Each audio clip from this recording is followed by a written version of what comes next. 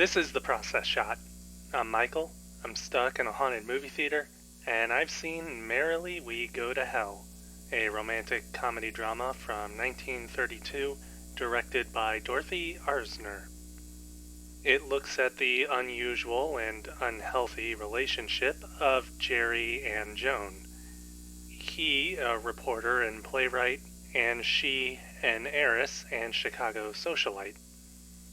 Despite Jerry's open alcoholism and empty pocketbooks, Joan finds herself in love with him, her father objecting all the way down the wedding aisle.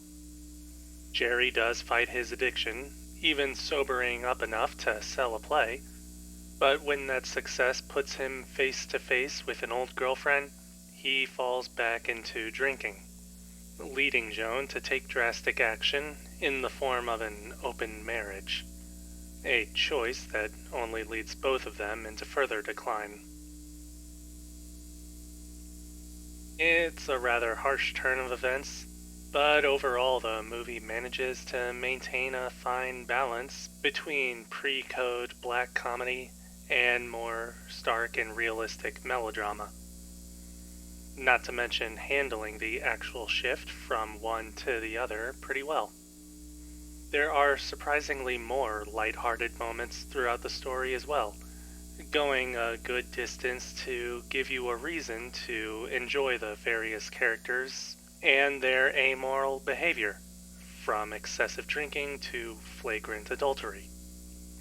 Of course, it eventually turns around and shows the consequences of those actions, which just draws you in even further in the hopes that they can bounce back. It's especially supported by the cast performances and their chemistry, most of all between Jerry and Joan, of course. Jerry's actions end up testing Joan's love and patience, while those virtues end up enabling his behavior, resulting in a vicious cycle of sorts. It continues to escalate over time, building in intensity and stakes, and yet, all the while, the other characters continue to live it up, unaware of the inevitable downfall. It's actually a bit in line with the film's title in that way, like a mantra of giving up on recovery and skipping right to the end. Anyways, the movie seems to have a definite focus on performances and storytelling over its greater visual design.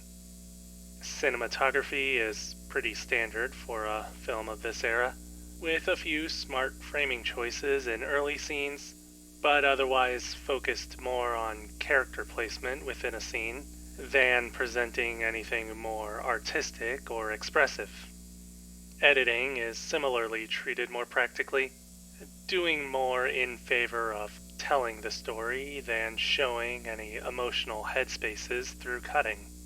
As you might expect, audio design is also rather muted, again being given whatever treatment might have been considered a standard at this time. None of this is lazy, mind you. It's just not anything truly special. Overall, this is another case of those aspects being less important to the filmmakers than the story itself, though it's easy to see why in this case. Even if it does get pretty heavy, the character chemistry within the melodrama at hand leads to a compelling story about the snowballing effect that a person's vices can have on others.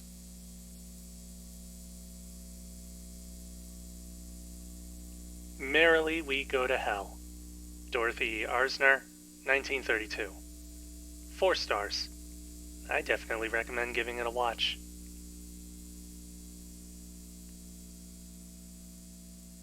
That's it for this review. If you liked it, leave a like. If you have something to add, leave a comment. Subscribe to the channel for more reviews. I have to say, I actually didn't expect things to get so drastic by the end. It starts off like any other romantic comedy, I'd think. If anything, I'd say that this movie works as an example of how to shift genres pretty smoothly.